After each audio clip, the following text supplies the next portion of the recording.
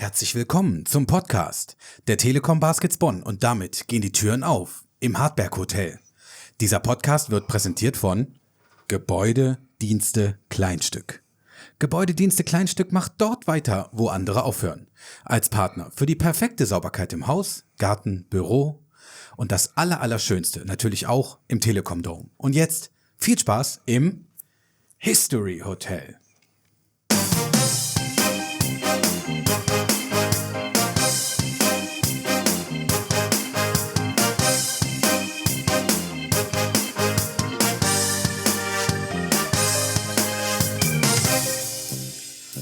30 Jahre Telekom Baskets, aber mehr als 30 Gesichter, wahrscheinlich 300, 3000, 30.000 Geschichten, Menschen, Namen, Stories rund um 30 Jahre Telekom Baskets.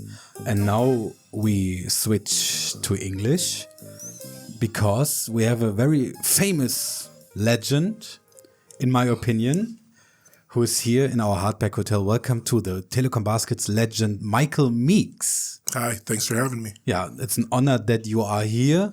I welcomed you in the lobby of the hotel, and it only took, I would say, 1 minute, and you began to talk how it was back in the days. So how does it feel to be in Bonn, to be at your old club, Telekom Baskets? Oh, it was great. You know, I got a chance to attend a game last weekend with Frankfurt. I wasn't sure if there was going to be, number one, anybody that would remember me or anybody still with the club from my time there. I knew there were some people still working in the office, but I didn't think I would see them.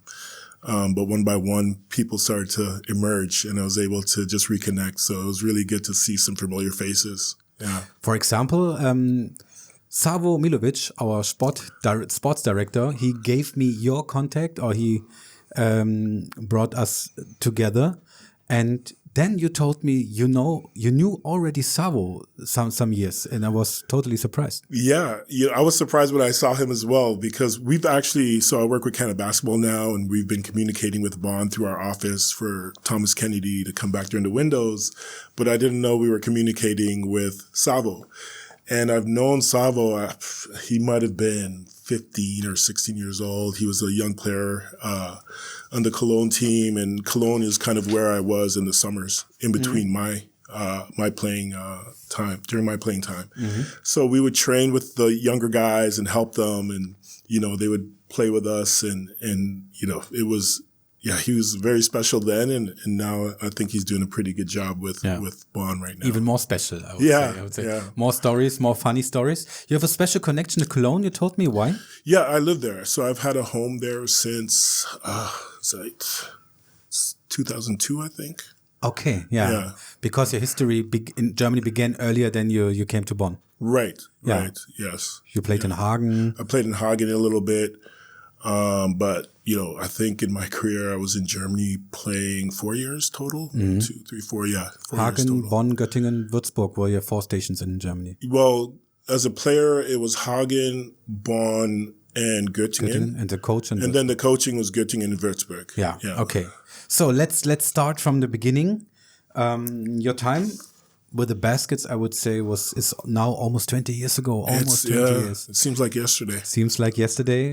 Back then in the old Hartberg Halle. Old Hartberg Halle. What do you think when you see the Baskets now in the sold out newer Telekom Dome? It's incredible, in the same atmosphere, and it was packed for that game. So I think it's not much has changed except just it's bigger. Yeah. A little bit shinier. Yeah. And, from what I've heard from everybody, it's a true home. So they practice here, they play their games here, they're always here. That makes it very special for players when you're not, constantly moving around, practicing here, playing over there. Yeah, I think it creates a very good atmosphere. So then let's go back to the year 2005. You played, as you mentioned, in Hagen, then abroad again. What was it like to you to come back to Germany, and this time then to Bonn, 2005? Because Bonn had some certain expectations also. Yeah. So Do you mean the expectations for this last game that I just saw, or no? When you came to Bonn, Yeah. I think you had some certain expectations about the club and the atmosphere, and Yeah. and also that maybe it's a bigger club in Germany. It was a bigger club. Yeah, no, and the reputation for Bonn has just always been, very high level. So when you get an opportunity to play for a club like that, I think it's always something special. And they, the teams always competed very hard. They were always very, not necessarily winning a championship, but they were always right there in the hunt. Yeah, so to say. Yeah. So then, in 2005, you were brought to Bonn by coach Daniel Yusuf. Yep. You played for him before. I did. In Sadar, I think. Yes. As an important player for him and also as a captain. And after a few weeks, then Yusuf was gone. Yeah. How was it like for you, especially as a captain in this difficult situation? Because it was totally new also for Bonn to fire a coach in this early stadium. Yeah, but it's, it's the business. It's basketball. It's always been that way, especially in Europe. And it's something that you get used to as a player, even though you have a contract and things like that. 9 times out of 10, everything needs to go correctly, positively, from a winning, competing standpoint, just in terms of relationships within, how you treat players, staff, etc. So it's, out of all the teams that I've played on, maybe half of them, there were some changes. Either players are leaving halfway through the season when expectations aren't met, or coaches are leaving halfway through the season. So it wasn't my first time.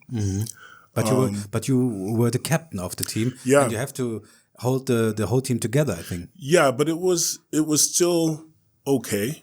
Because I think, everybody in terms of the players, they were very professional. It wasn't like a very young team where people were losing their minds. We had, I think, 1 rookie player, maybe 2. I can't really remember. Yeah. And we're, alias Janja. Right. Oh, yes. Yeah. And as a professional player, you're trying to win and do your best every single time. So if you just focus on that, you're trying to compete and win and be successful. Those are the things we can control. Like everything else we can't control. We don't know what coach is going to walk through the door tomorrow or what new player will be gone. But when you get on the floor and you have practice and training and there's a game, you're trying to win. Like nobody plays to lose. Yeah, then Mike Koch took over. Yeah. He stayed for another 8 years. Yeah, very successful. And celebrated great success here in Bonn. How did you experience him in this situation when he started as a coach?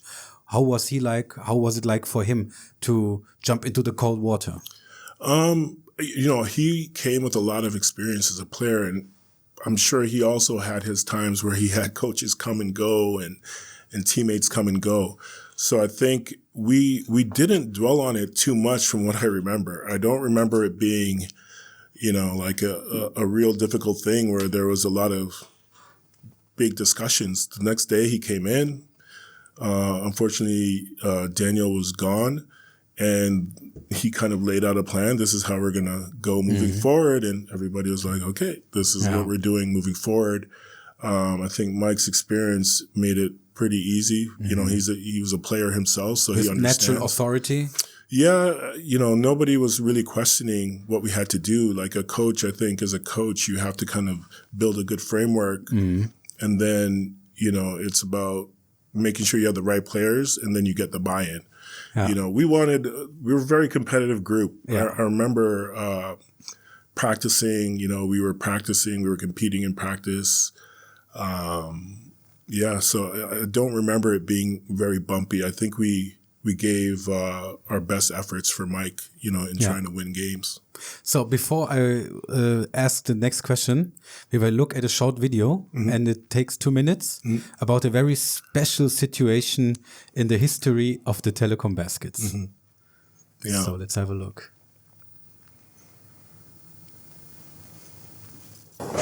Hinterher sahen die Akteure reichlich ramponiert aus. Immerhin hatten sich die Gemüter halbwegs beruhigt. Bambergs Nationalspieler Steffen Hamann hatte sogar eine blutende Wunde an der Hand. Und das war geschehen. Beim Spielstand von 14:22 im zweiten Viertel Foul gegen Steffen Hamann. Anschließend schlägt Bonns Michael Meeks Bambergs Uvis Helmanis in den Unterleib. Die Situation eskaliert. Es kommt zu einer Massenschlägerei. Ich will mal deutlich sagen, dass all das nicht von keinem unserer Spiele ausging. Ja? Und ich glaube, das ist eine ganz entscheidende Feststellung. Alles, was danach passiert ist, hatte damit zu tun, dass der Meeks in aus meiner Sicht flagranter Weise ein Foul begangen hat. Weshalb auch immer vollkommen gleichgültig. So. Alles andere ist danach passiert. Keine Frage, Michael Meeks verhält sich grob unsportlich. Aber auch Steffen Hamann greift anschließend Michael Meeks an. Auch die Bankspieler stürmen aufs Feld. Das dürfen sie aber nicht. So, Mike. Yeah. What happened on the court? I mean, yeah, I think things just got a little bit carried away. Obviously not my proudest moment, but I think, Bamberg was a very physical team, and we'd already played like 2-3 times against them during the season. And some things they got away with and some things we got away with. And then in this moment, it just kind of unfolded. I think a lot of stakes at hand for this game because it was an important game. I think it was our third game, a must win for us.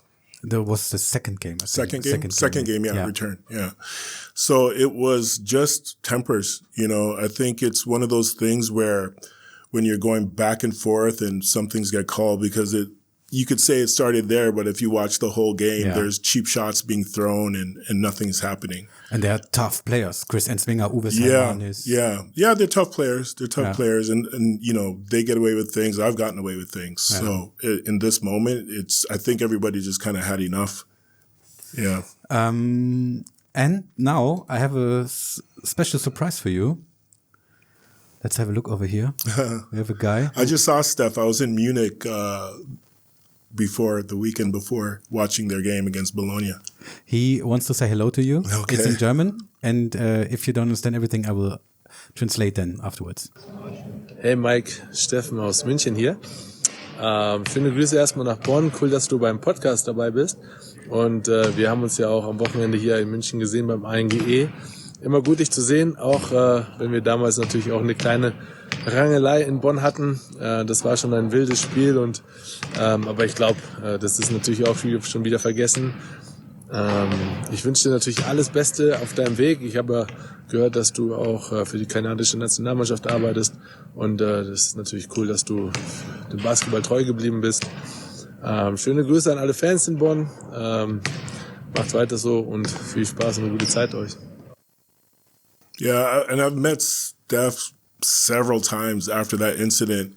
I think as players, there's one thing you're competing, right? And you're always kind of like towing this line of it's not like going to war, but it's very close, and emotionally sometimes you're at a certain place, and you got to be very careful not to cross certain lines. But sometimes you see it every day, every sport, like things get a little bit out of hand. But as soon as you walk off the court, like you don't take it personal. No.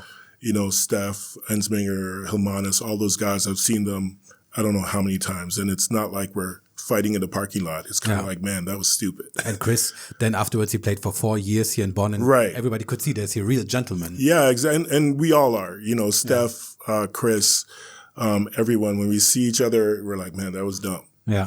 You know what I mean? Nobody's like, oh, let's finish it. It started there on the court, and then you walk out the court in the locker room, and the next day you wake up and you're like, yeah, maybe we could have done it. If we could play it back again, it wouldn't go that way.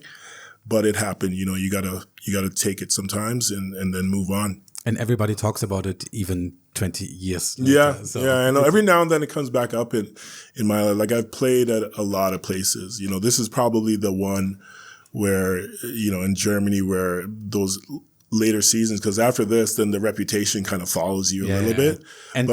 But the people who know me and know how I am, it's kind of like for something to get to that point, it's not something I do in everyday life. kind of thing. And since then, the Bamberg guys are one of our biggest rivals. Then, Yeah. So also afterwards. So, Oh, maybe. Yeah. it's a fact. In my 25 years of basketball history, it was the only time I saw a game that ended 4-5 for you too. There was one game in high school where we had a flu, and we went. So I didn't lose any high school games in my region, and in 5 years. And then this one game, we went in with 7 players, and 3 players fouled out, and then it's going down, and then 1 player. So we had 4 players that could play in the game, and it went to like triple overtime, and we lose by 1 point. The one game we lost, but other than that, no. Usually there's enough guys on the bench to continue to play 5-on-5. But you see there too, it was a situation where, the entire team, even before the game, there was just a lot of emotions going into that game. There was a lot of emotions during the whole season. Of course, yeah. But we were really, to this day, like I still talk to more than half of those guys. If you're talking about these guys, you played with some very special players in your team here in Bonn. Sinisa Kilicevic, Andrew Wisniewski. What was it like for you to play with these kind of players? Great. Andrew, I think, was it his first year over or second year over? He was a young rookie, and I think he was a rookie. Yeah, he was a rookie, but very good player. He went on to have a great career after that. And I always loved playing with, dynamic scoring guards. It made the game easier for me even. And then with Sinisa, he was from Zadar, so that's where I played for 2 years. The baskets legend. Exactly, a legend, very experienced. I learned a lot just playing with him. He was very skilled. I remember when I was playing in Hagen, and even I want to say we played in the Euro. Maybe I played against him, but always, respected him as a player on the court because he was very good power forward, very versatile. Yeah. Skilled, smart. Elegant. Yeah. Yeah. He was the Lord of the Rims, right? Yeah. Yeah. He just knew how to play. Yeah. He had a very good feel for the game. And very high IQ. Also, 25 years ago, it was not that common that a tall player like him could shoot. Right. He was one of the first. Yeah, definitely. And I think he was, I'm watching the games now, and I work with a lot of young players, but it's when we were coming up, there weren't a lot of forwards, centers or power forward centers / that could really step out and shoot. But the guys like Sinisa, myself, we're not really the biggest guys. We had an advantage when we could step away from the basket a little bit, and we had a system that we could kind of play through to use our versatility. Yeah. Werbung! So, mein lieber Komikummanus, wir haben es ja letzte Woche schon mal kurz angeteasert. Ne? Und zwar, wir haben gesprochen über die Bosch Pro Tour im Henrich-Baustoffzentrum. Korrekt. So, die Bosch Pro Tour, die wird nämlich stattfinden am 4. April, und zwar im Henrich-Baustoffzentrum in Siegburg. Korrekt. Ja, von 7 bis 15 Uhr. So, was ist denn die Bosch Pro Tour, mein Lieber? Ja, da geht's um die Bosch Professional Elektrowerkzeuge unter anderem. Die kann man dort unter anderem vor Ort testen. Die aktuelle Akkutechnik kann man dort erleben und das Allerbeste sind 33% Rabatt auf den UVP, auf die Bosch Professional Elektrogeräte und das nur an diesem Tag und nur beim Baustoffzentrum Henrich. Und das ist so ein richtiger Showtruck, ne? Genau. 200 Quadratmeter Bosch Pro Tour Truck mit mehreren Teststationen. Das ist super. Da kann man dann Hammer, den Schraubenzieher, ne? Keine Ahnung. Aber Hammer und Schraubenzieher ist nicht elektrisch betrieben. Manchmal schon. Ja. So ein elektrischer Hammer. Okay. Ne, hast du noch nicht gesehen, ne? So, und dann natürlich auch gibt's da die beste Beratung. Fachberater sind vor Ort. Die Experten von Bosch sind da, ne? Und die Henrich-Fachberater, die stehen da bereit. Und das Beste, es gibt 2 Foodtrucks vor Ort. Auch noch mehr. So. Oh, lecker. Extra. Henrich, einer für alles. Ja? So, denn egal ob Handwerksprofi, Bauunternehmer oder Heimwerker, bei Henrich sind alle Kunden herzlich willkommen. Wer Qualität und Beratung schätzt, das ist wie im Hardback-Hotel, ja, der ist bei Henrich genau richtig. Denn bei Henrich, da kann jeder einkaufen. Genau. So, was sollst du sonst noch? Ansonsten den Foodtruck. Das heißt, du kommst wegen den Werkzeugen, ich gehe wegen dem Foodtruck dahin, oder? Ja, und nach ein paar Minuten tauschen wir dann.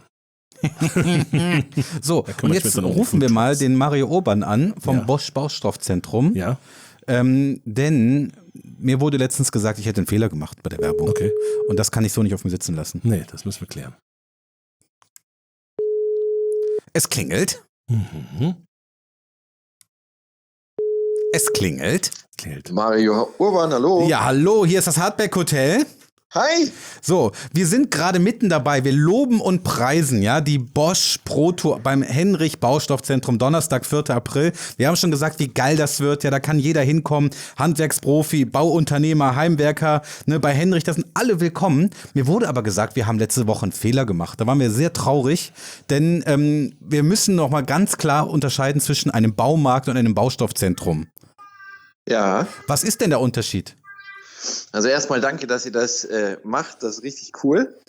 Und der Unterschied zwischen einem Baustoffzentrum und einem Baumarkt ist eigentlich, dass der Baumarkt sich eher an kleine Projekte und an den privaten Endverbraucher richtet und das Baustoffzentrum ist für die großen Projekte vom Straßenbau bis wirklich Hausblockbau zuständig. Und liefert direkt auch an Baustellen. Wir haben beispielsweise einen Fuhrpark von 30 LKWs, die tonnenweise Material zu den Baustellen, zu den größten Baustellen liefern. Aber bei Henrich ist die Besonderheit und deswegen ist es richtig, was du sagst, wenn du sagst, Henrich ist für alle da und jeder ist bei uns willkommen. Bei Henrich ist die Besonderheit, dass wir eben auch große private Projekte unterstützen und man auch als Privatperson, wenn man beispielsweise sein Haus renoviert oder auch das Hardback Hotel zum Beispiel auch. Oder ein Hardback Hotel, genau. Kann man das eben bei uns auch organisieren, sich planen lassen. Und das ist eben der große Unterschied zu einem Baumarkt, die kompetente Begleitung wirklich vom ersten Planungsauftakt bis hin zum fertigen Projekt. So, da wissen wir jetzt Bescheid. Wir haben schon auf unseren auf die Bosch Pro Tour hingewiesen, da freuen wir uns richtig. Wir kommen natürlich auch, sehr, ne? Wir kommen natürlich auch. Cool. Ne, der Kumbi Einladung. sucht sich dann den Hammer aus und ich gehe direkt zum Foodtruck. Das ist doch okay, oder? So machen wir das. Alles ich würde klar. dich dann noch einladen, euch beide. Das ist lecker, das ist lecker. Da freuen wir okay, uns. vielleicht bringen wir was mit. Ne? Vielen Dank für die Info und wir freuen uns dann auf die Bosch Pro Tour am 4. April am Henrich Baustoffzentrum in Siegburg. Danke für euren Anruf. Danke, Viel Spaß danke. noch. Tschüss. Ciao. So, jetzt wissen wir Bescheid, oder? So ist es. Ne? Also, das heißt, wenn es da nur um die Großen geht, ne, dann sind wir ja genau richtig, oder? Natürlich. Natürlich. So, guck mal. Nee, noch nicht. So, wir dürfen natürlich auch wenig vergessen, und zwar Gebäude, Dienste, Kleinstück. So, Gebäudedienste, Kleinstück, ne? Das ist ein toller Partner. Definitiv. Ne?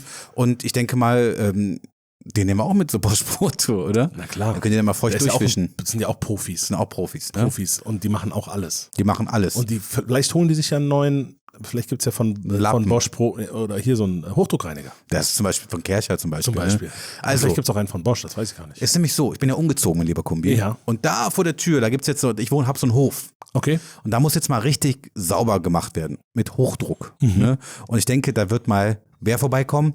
Gebäude, Dienste, Kleinstück. Die werden den Hof mal richtig sauber machen. Natürlich. Und so geht's euch ja auch, liebe Hartis. Ne? Ja, Frühjahrsputz, der ganze Staub aus dem Winter mal raus. Und auf dem Hof, im Garten. Überall. Ne?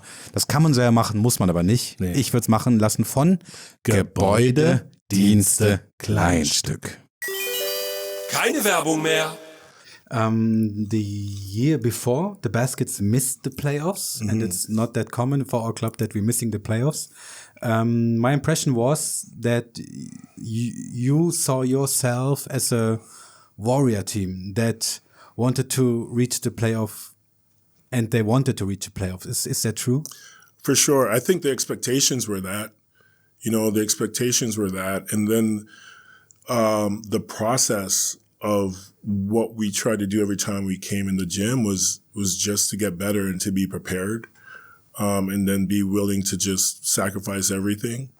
I think when you can get that out of a group, you usually have your best moment or your best opportunity to become successful. If everybody's not willing to put everything on the line for winning, then what are you doing? Somebody's holding you back. So with these guys, everybody was, like I said, very professional. You know, everybody wanted to win every single game. Yeah.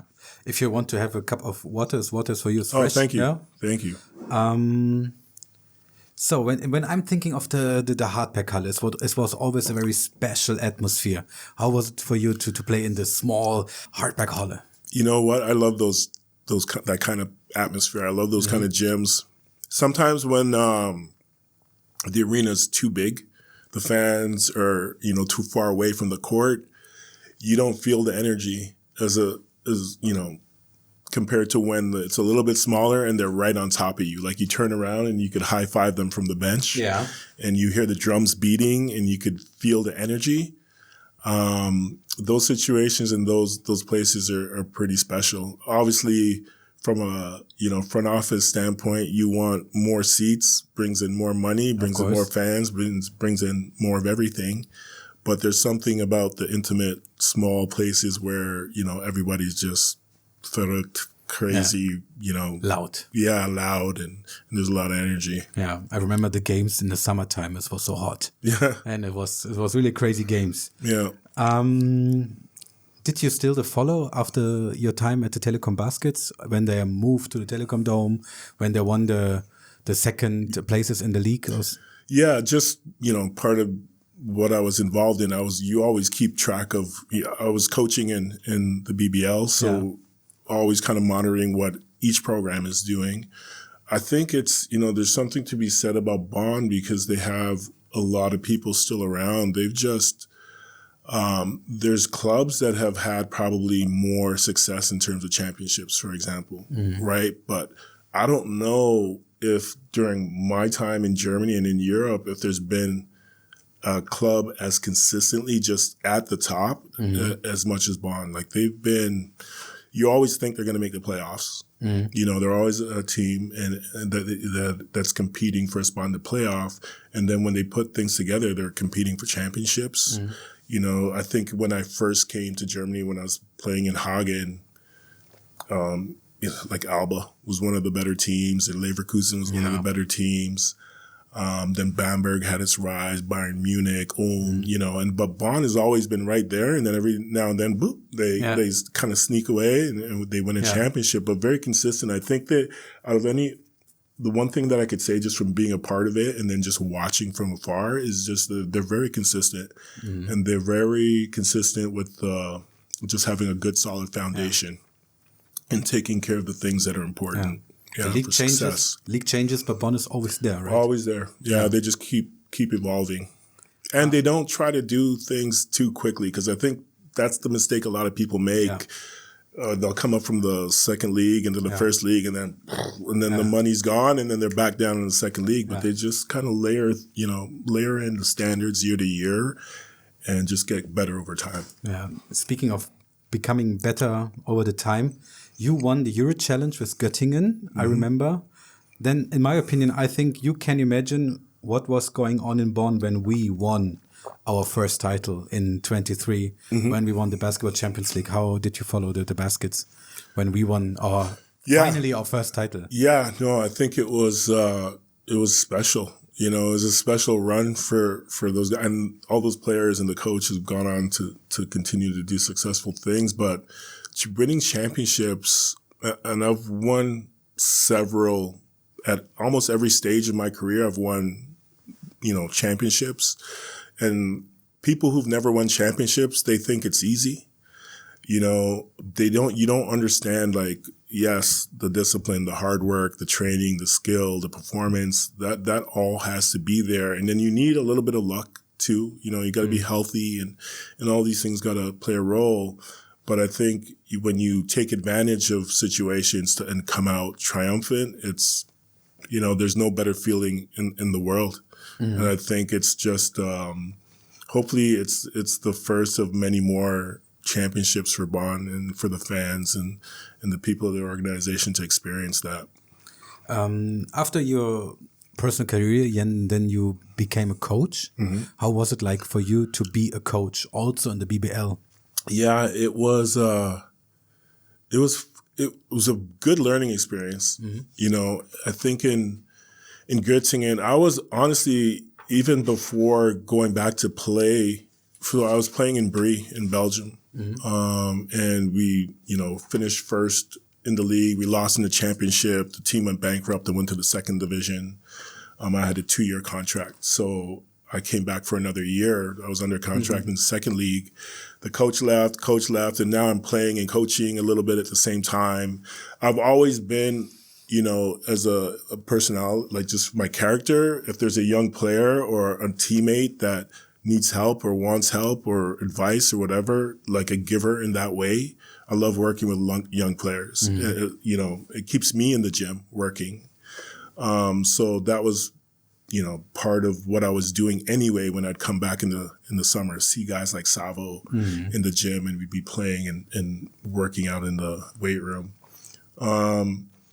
So the transition was pretty natural. I think John Patrick left Göttingen. Stefan was taking over, and I think we had a team manager, Jan Schika. He had a new role. So they just wanted somebody with a little bit of experience to kind of lend. I wasn't really thinking of going the coaching route. I had a little bit of a photography business that I was running in the summers. The year after Brie, I'd hurt my back again, so I was ready to retire. Okay. I was packing up my things. I had a couple job interviews lined up for February in Toronto, back in Canada. And I was ready to go home, but JP kept, we just need you to come and, we could use your help. And I was like, no, I'm done. And then he checked back again. My back wasn't as sore. And I was like, he said, okay, you could come. You don't have to practice. You just have to, just play in a couple of games. It's only for like 2-3 months because they weren't expected. That was the year we won the Euro Challenge. I think JP just has a really good way of making it so that you can't say no. And I was there, and then, the rest is history. We won that year, came back a second year with pretty successful season as well. So when it was all over, and again, you win a championship, and you have success, you feel really connected in a special way with a program and an organization. So when they said they'd like me to stay on to help with the staff, I was like, yeah, sure, I'll stay. Okay. So we started coaching, and it was good. It was just a really good learning experience, just that being the only role. I feel like it was something where you have to, as a player, you think you understand how much work goes into coaching, but you have no idea until you have to do it. Like as a player, you come to the gym, you go to the weight room, you take care of your body, you eat right, you rest, and then repeat. But the coaches come to the gym, they're prepared, and then when they leave the gym, they're like watching video, they're looking, scout, like it's just the work never stops if you're doing it right. So there's an immense amount of work, but I loved coaching. I loved working with young players, young or any player for that matter that just wants to get better and compete at the highest level. Yeah. What are you, as Steffen Hamann mentioned, you are working right now for the Canadian national team. What are your tasks now over there? So I'm the assistant general manager for the men's program. When I started off there, it was just kind of youth player development. And now I have some more administrative roles. But the crux of what I do is kind of, I have to find the athletes. And we start very young. And once we identify an athlete, we just kind of make sure that athlete gets the things that he needs to kind of stay on the track and develop. So it could be working with their coaches, working with their parents, working with the athlete individually to just build them to be the best players in the world. And I do still coach on, teams during the year, like with the windows, in the FIBA windows, I'll have a role there too. But the majority of what I do is kind of system building and, managing. Okay. Then I think you have a quite good connection to our center, TK, Thomas Kennedy. I do. You know him very well. What do you think about him? He's a little bit of an enigma.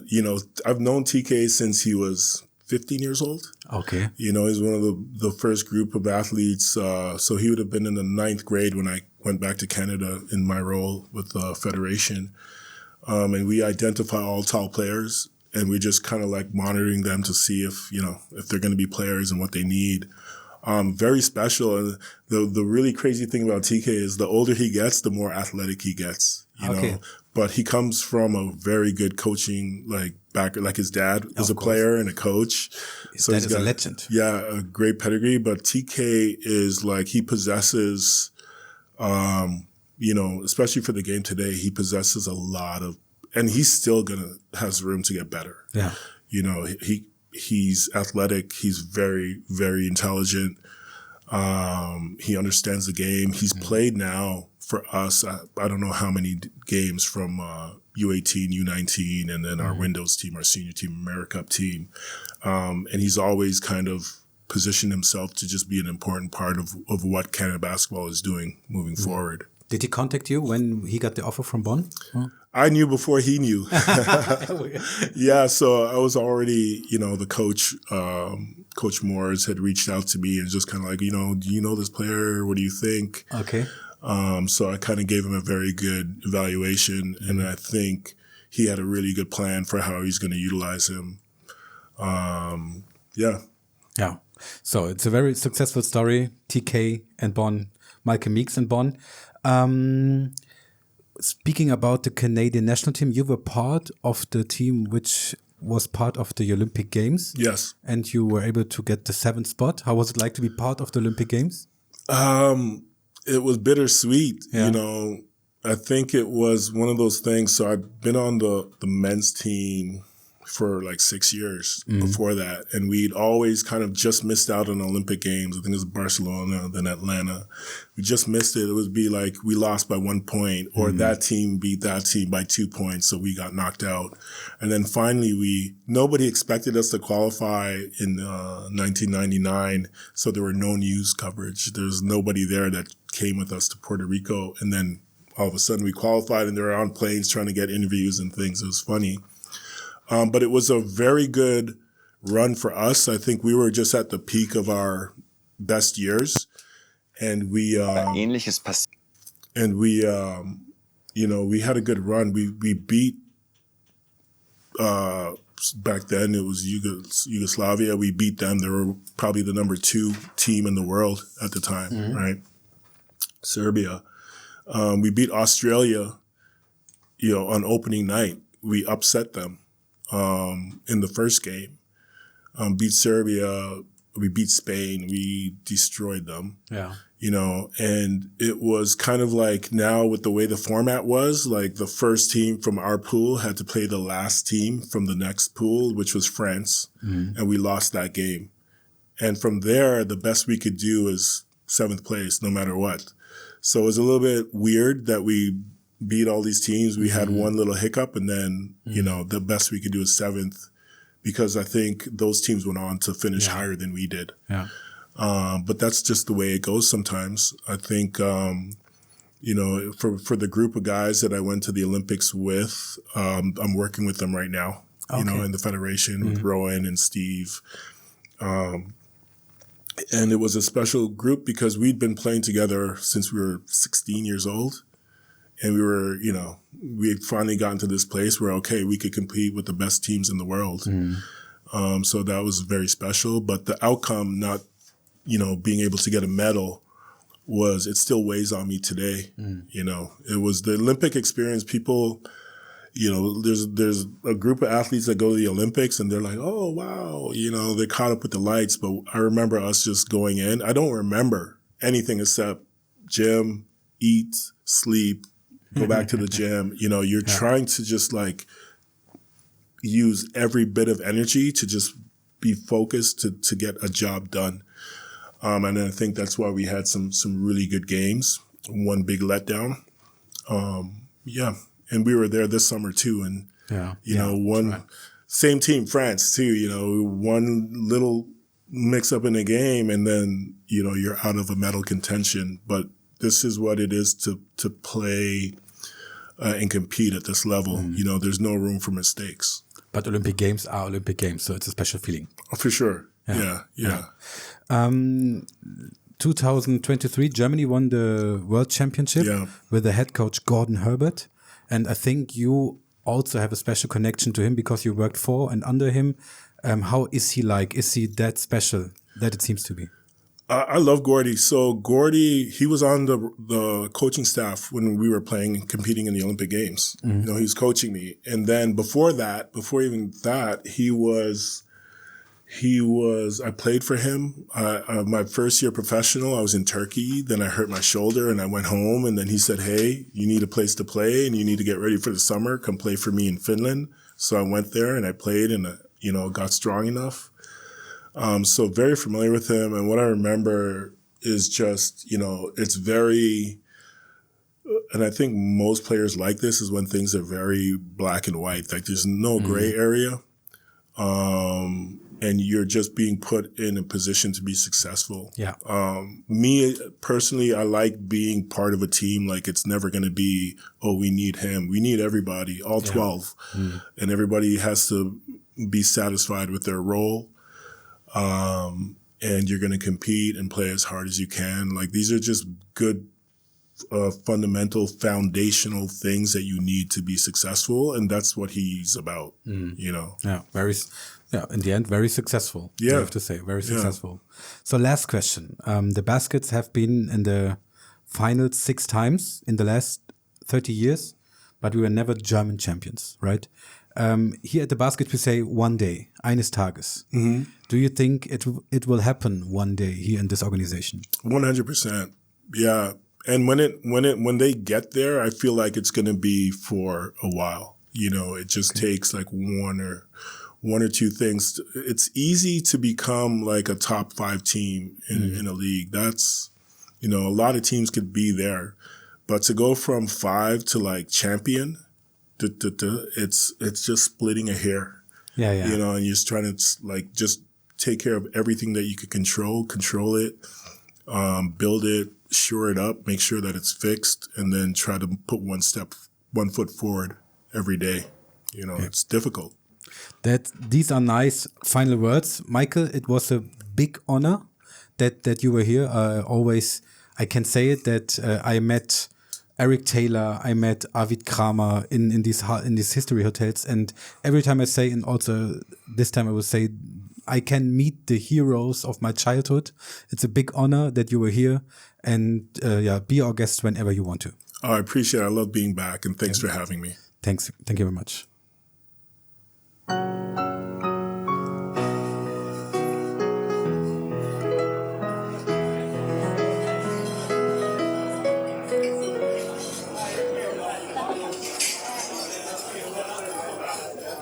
So, das war es, unser nächstes History Hotel. Arvid Kramer war diese Saison schon da, jetzt Michael Meeks. Und mal sehen, wer da noch so wartet. Wir haben doch noch so einige Besucher fürs History Hotel in der Pipeline. Da könnt ihr euch riesig drauf freuen. Die normalen Hardback-Hotel-Folgen gehen natürlich auch immer weiter. Aber gerade in der Jubiläumssaison wollen wir unsere Legenden richtig abfeiern. Auch heute heißt es, bis dann, tschüss.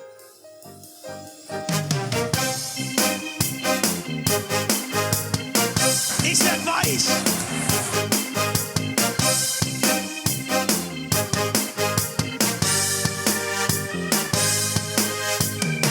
Ich werd bekloppt. Das war auf jeden Fall Absicht.